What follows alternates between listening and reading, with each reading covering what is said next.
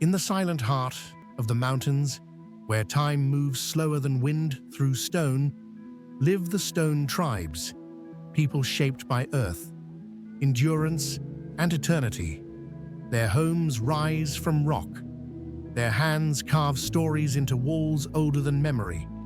This is not just history carved in stone. It is humanity's oldest mirror, still standing against the wind.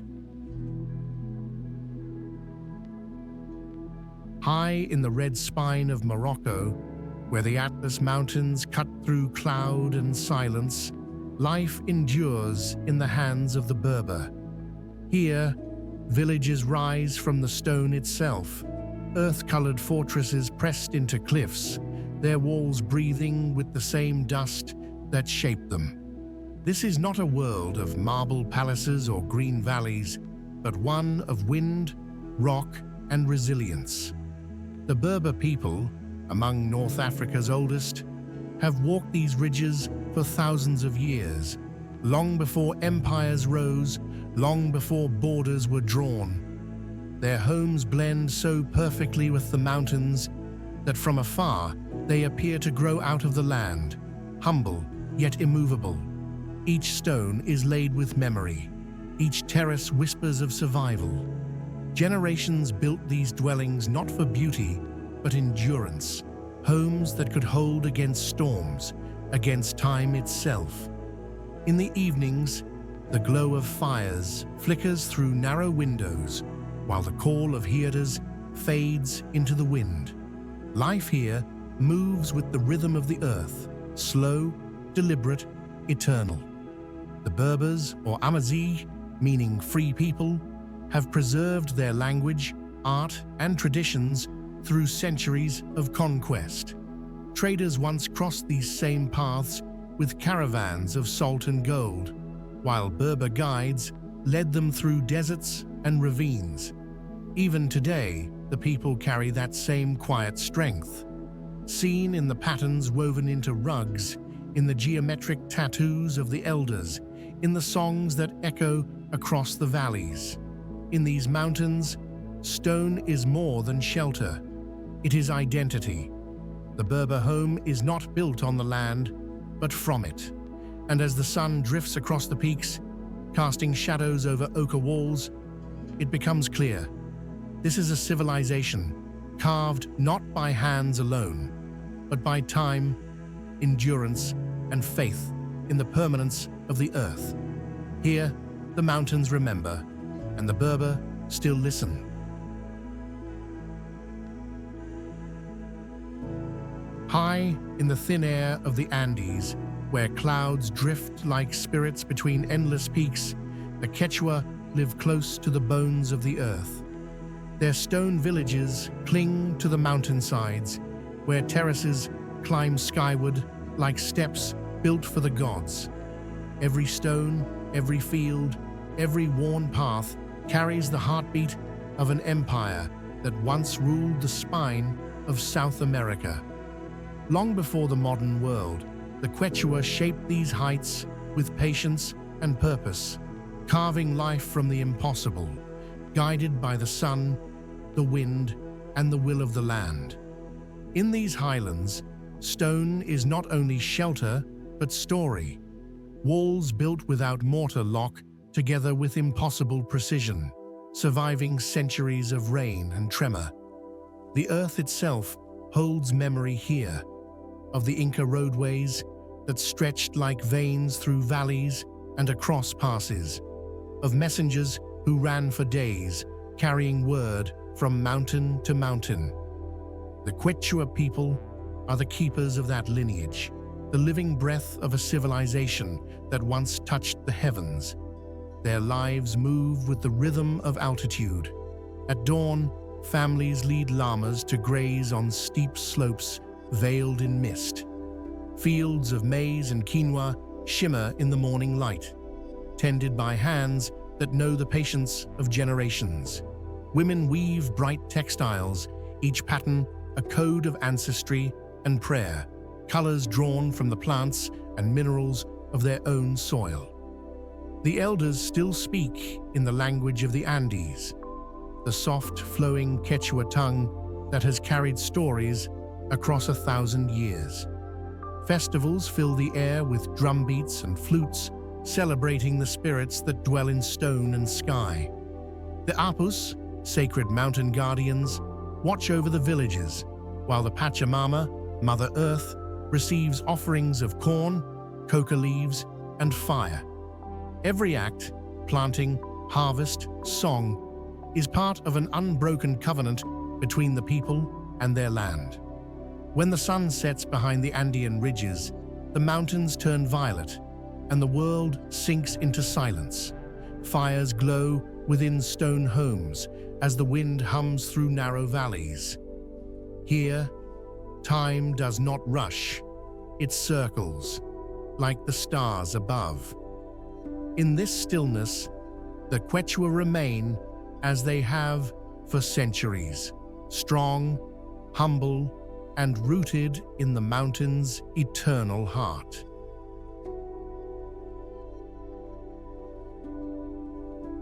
High above the Ethiopian highlands, where the air grows thin and the earth turns to stone, the Amhara people live among cliffs and clouds, a civilization carved from faith and endurance.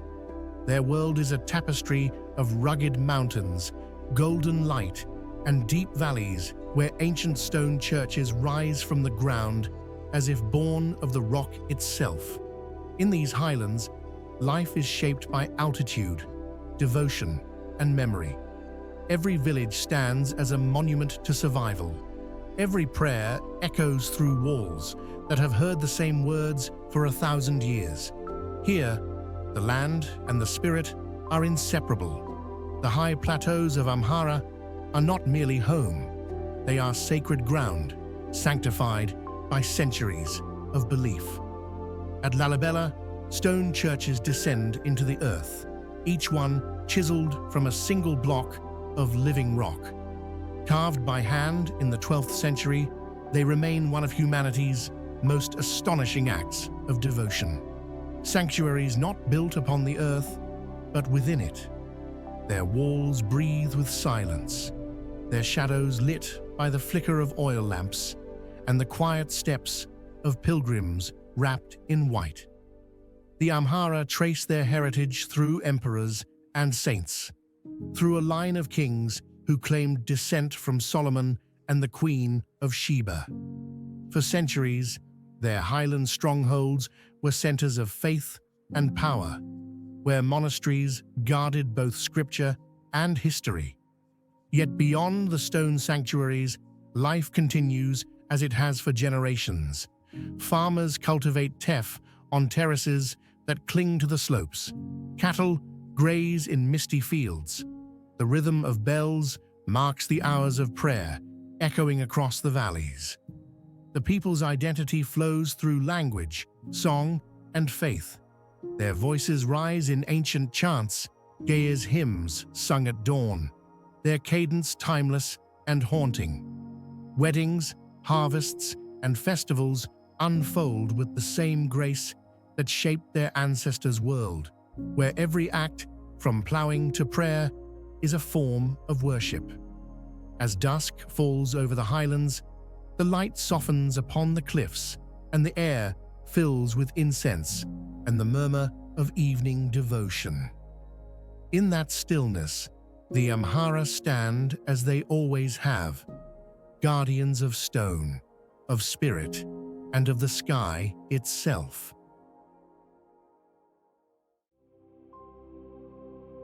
Between the Sahara and the Atlas Mountains, where the desert winds carve through the valleys of southern Morocco, stands Ait Ben Haddou, a fortress of earth and stone, timeless and unyielding.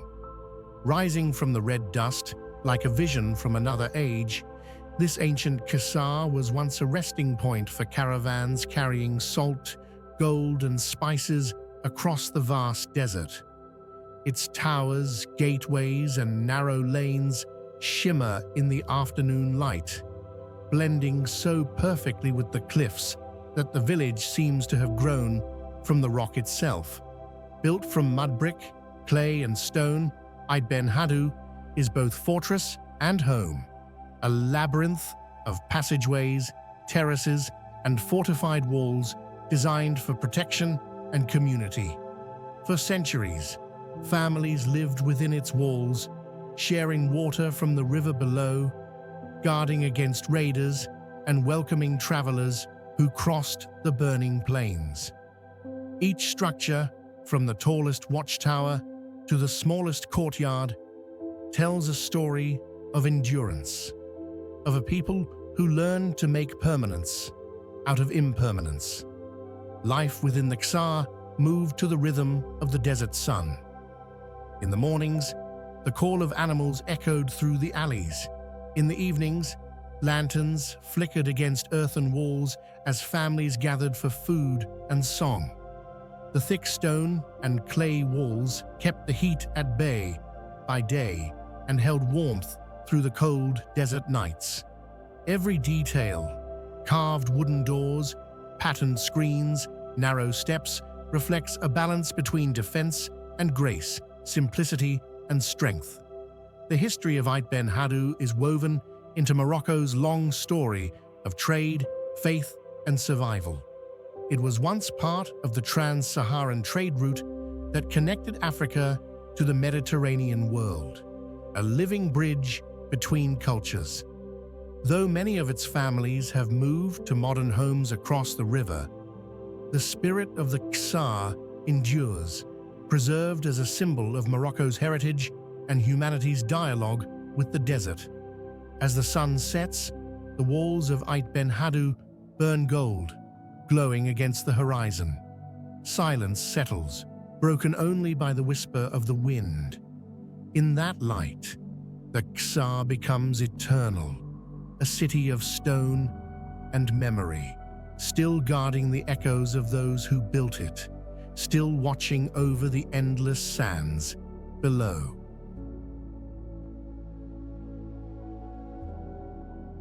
High in the towering ranges of the Pamirs, where the mountains of Tajikistan meet the edge of the sky, the Pamiri people live in a world shaped by stone, silence, and endurance.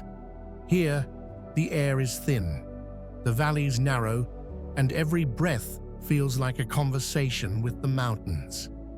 Their stone houses cling to slopes above rushing rivers, built not to conquer the land, but to coexist with it. In this vast, windswept isolation, the Pamiri have endured for centuries, guardians of one of the world's most remote and magnificent landscapes. Their homes are marvels of mountain wisdom. Constructed from stone and timber, they rise low and sturdy, blending into the terrain as if born from it. The design follows ancient symbolism. 5 pillars representing the family of faith, skylights aligned with the sun to mark the passing seasons. Inside, the air is warm, filled with the scent of juniper smoke and bread baked on stone hearths. Every beam, every carved detail holds meaning, a reflection of both belief and belonging. The Pamiri people trace their roots to the crossroads of Central Asia, where empires once met and philosophies mingled. Though isolated by geography, they preserved a culture distinct and resilient, defined by hospitality, music, and deep spirituality. Their language, customs, and songs echo through the valleys, carrying stories of ancestors who learned to thrive where few could survive. Life here is a constant dialogue with nature, tending sheep on steep pastures, coaxing crops from rocky soil, fetching water from glacial streams that descend from eternal snow. Faith and community guide every aspect of their days. The Pamiris follow traditions of peace and intellect, drawing strength from knowledge passed through generations. Their celebrations are modest yet profound, gatherings filled with poetry, dance, and prayer, honoring the bond between humanity and the mountain. When dusk falls over the high passes, the peaks turn violet, then fade into blue shadow. The valleys glow faintly with the light of hearth fires, and the sound of wind replaces all else. In that silence, surrounded by ridges older than memory, the Pamiri remain steadfast, a people of stone and spirit, living where the earth touches the sky and where endurance itself becomes a form of grace.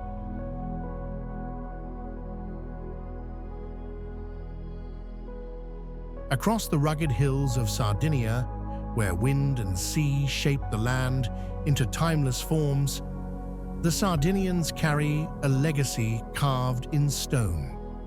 Scattered across the island stand ancient towers called Nuragic, massive stone structures that rise like sentinels from another age. Built thousands of years ago, they speak of a people who turned rock into refuge, community, and mystery. The landscape here feels eternal. Olive trees twisting in the wind, limestone ridges glowing beneath the sun, and the faint echo of ancient footsteps carried through the valleys. The Nuragic are at the heart of Sardinia's identity. Constructed without mortar, their stones fit together in perfect harmony, forming spiral stairways, narrow corridors, and hidden chambers.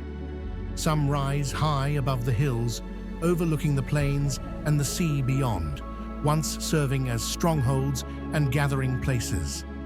Around them, entire villages were built, stone homes, meeting spaces, and sanctuaries that formed a world both defensive and deeply human.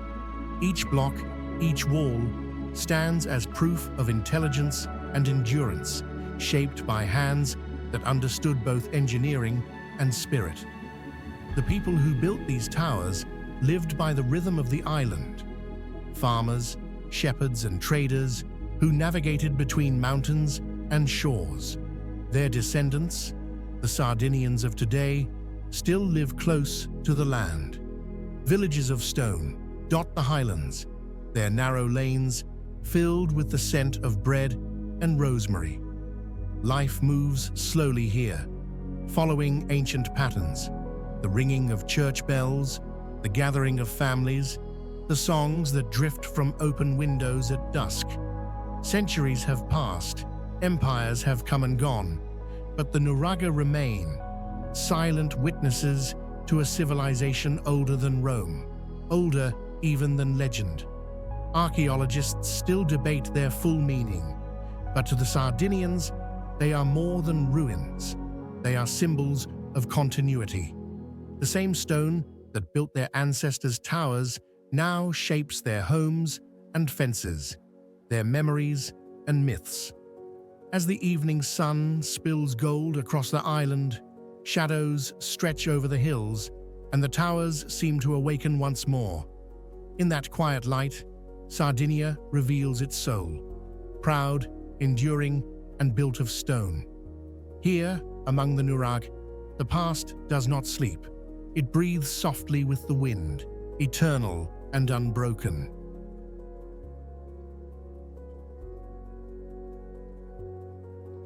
High in the cloud forests of northern Peru, where mist weaves through the green canyons and cliffs rise like ancient walls, the Chachapoya once built their cities among the clouds. Their name means people of the clouds, and their world was a realm suspended between earth and sky. Stone by stone, they raised their homes and fortresses on sheer mountain ridges, wrapped in fog and silence. Here, among waterfalls and towering peaks, they carved out a civilization defined by mystery, ingenuity, and breathtaking beauty. The Chachapoya lived in circular stone houses, clustered on high plateaus and steep cliffs. Their walls, made of perfectly cut limestone, still stand today, silent witnesses to a people who mastered both architecture and altitude. Their most famous city, Quechua, rises above the forest like a stone crown, its massive walls enclosing temples, homes, and ritual spaces. Long before the Inca expansion, This fortress in the sky was already a thriving citadel, guarded by sculpted figures and adorned with geometric carvings that told stories of rain, fertility, and the afterlife. The landscape shaped their spirit. Surrounded by mist and dense forest, the Chachapoya lived in harmony with nature, farming on narrow terraces, tending to maize and potatoes, and worshipping the forces that moved through cloud and mountain. Their burial sites cling to cliffsides, where sarcophagi stand like sentinels overlooking the valleys below. These stone guardians, sculpted in human form, hold the memory of those who once ruled the heights. Each is placed with reverence, facing the dawn, as if watching for the return of the sun each morning. When the Inca Empire expanded northward, they encountered the Chachapoya and their fortress cities hidden among the clouds. Though conquered, their identity endured, woven into the stories, art, and bloodlines of the Andes. Even today, the mountain mist that rolls across their ruins feels alive with presence, carrying whispers of voices long vanished. As the sun sets over Quechua, light spills through the stone gates and fades into the forest below. The wind hums through empty corridors, and the clouds gather once more around the walls. In that moment, the world feels unchanged. The mountains still standing, the stones still breathing, and the spirit of the Chachapoya still dwelling among the clouds. In the far northern reaches of India, where the Himalayas touch the sky and silence drifts across the desert of ice and dust, the Ladakhi people live among mountains that feel eternal. Their villages rest on the edges of cliffs and valleys, built from stone and sun-baked mud, shaped by hands that have learned the rhythm of survival. Here, in the thin air of the world's highest inhabited plateaus, life is both fragile and timeless, balanced between the harshness of winter and the calm wisdom of tradition. The architecture of Ladakh mirrors its people's strength. Homes rise from the earth itself, thick stone walls packed with mud to guard against the biting cold, flat roofs layered with clay to hold the snow. In summer, their walls glow golden under the sun. In winter, they stand against the endless wind like monuments to endurance. Every structure is both practical and sacred, oriented toward the light, built to capture warmth and preserve peace. Monasteries cling to mountain ridges above these settlements, their whitewashed walls gleaming against a backdrop of indigo sky. Life here follows the rhythm of the land. The Ladakhi cultivate barley and buckwheat in brief bursts of summer, storing grain for the long frozen months. They herd yaks and goats across rocky pastures, weaving their wool into thick garments that guard against the cold. Inside their homes, smoke curls upward from clay stoves, and butter lamps flicker beside family altars. The sound of prayer wheels and the flutter of prayer flags fill the air, carrying blessings across the valleys. Rooted in Tibetan Buddhist tradition, the Ladakhi live by principles of balance, between body and spirit, between humanity and nature. Festivals color the frozen landscape with dance, drums, and laughter, reminding all who gather that joy, too, is a form of survival. Beneath the silence of the mountains, the people's chants rise softly, echoing through the thin air, timeless as the peaks themselves. When night falls, the stars unfold, with impossible clarity, spreading across the sky like an ocean of light. Villages below glow faintly from their hearth fires, the stone and mud walls keeping warmth against the cold. In that stillness, the Ladakhi remain as they have for centuries. Quiet, steadfast, and inseparable from the mountains that made them.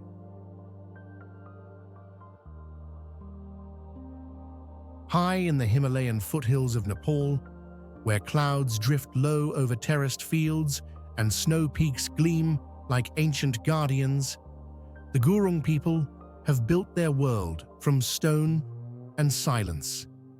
Their villages perch on green ridges above deep valleys, houses of slate and rock that hold firm against the wind. Life here moves to the rhythm of mountain light, slow, deliberate, and filled with quiet dignity. In this land of mist and prayer, the Gurung endure, bound to the earth and the peaks that shelter them. Their homes are crafted from hand-cut stone, with wooden beams and roofs of slate that shimmer after the rain.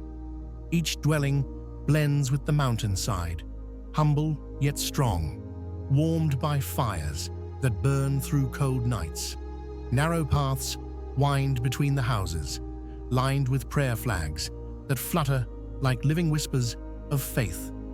From every doorway, one can see the towering walls of Annapurna and Machapuchare, mountains the Gurung revere as protectors, eternal and watchful.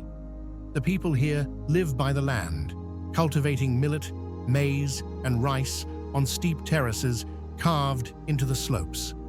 Herds of sheep and goats graze along the ridgelines, guided by herders who know every fold of the hills. At dawn, the valley hums with the sound of bells, laughter, and distant chants. Even the simplest gestures, a shared meal, a woven shawl, a song sung to the harvest, carry generations of meaning. The Gurung are known not only for their resilience, but for their spirit of service. For centuries, their sons have journeyed beyond these mountains to serve as Gurkha soldiers, carrying the courage of their ancestors into the wider world. Yet, wherever they go, their hearts remain tethered to these stone villages, where their families keep the hearths burning and the traditions alive. Festivals bring color to the grey stone walls, drums echo through the hills, dances unfold beneath the open sky, and offerings of rice and flowers are laid before shrines. As evening falls, the mountains fade into shadow, and the sound of flutes drifts through the cool air. The fires glow within the stone homes, and the stars rise over the peaks. Here, among the Gurung, life is simple yet sacred, a dialogue between stone and sky, where every day feels like a prayer whispered to the Himalayas.